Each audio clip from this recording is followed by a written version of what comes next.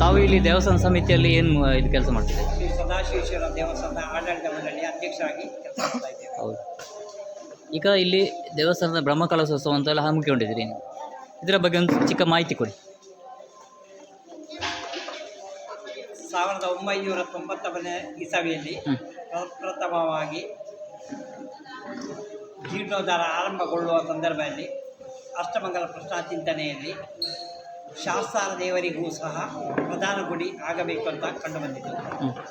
ಆ ಪ್ರಕಾರ ಆ ಸಂದರ್ಭದಲ್ಲಿ ನಮ್ಮ ಆರ್ಥಿಕ ಪರಿಸ್ಥಿತಿ ಸರಿ ಇಲ್ಲದ ಕಾರಣ ನಾವು ದೇವಸ್ಥಾನದ ಗೋಪುರದಲ್ಲಿ ಒಂದು ಮೂಲೆಯಲ್ಲಿ ಶಾಸ್ತಾರ ದೇವರನ್ನು ಪ್ರತಿಷ್ಠಾಪನೆ ಮಾಡಿ ಪೂಜಿಸುವುದಲ್ಲ ನಮ್ಮ ಹಿಂದಿನವರು ನಿಶ್ಚಯ ಮಾಡಿರ್ತಾರೆ.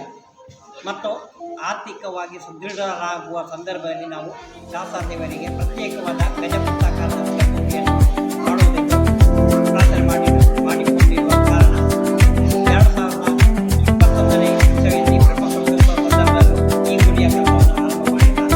ತದನಂತರ 2023ನೇ ಇಸವಿಯಲ್ಲಿ ಶಾಸ್ತಾರ ದೇವರಿಗೆ ಪ್ರತ್ಯೇಕ ಗರ್ಭಗುಡಿ ಮಾಡಬೇಕೆಂದು ಜನವರಿ ತಿಂಗಳಲ್ಲಿ ಮಾಡಿ ಆರಂಭ ಮಾಡಿ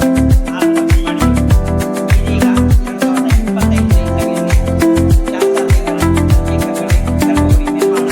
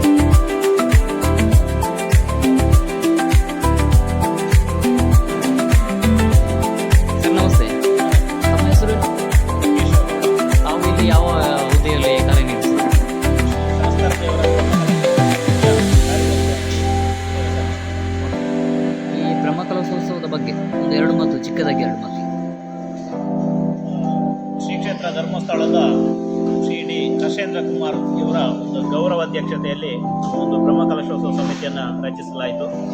ಅಶೋಕ್ ಭಟ್ ಕಾಯಡ ಇವರು ಅಧ್ಯಕ್ಷರಾಗಿದ್ದಾರೆ. ಹಾಗೆ ಕಾರ್ಯದರ್ಶಿಯಾಗಿ ನಾನು ಇದ್ದೇನೆ. ಕೋಶಾಧಿಕಾರಿಯಾಗಿ ಚಿಕ್ಕಪ್ಪಗೌಡ ಮೂಡಾಯಿ ಮಂಜಲ್ ಇವರು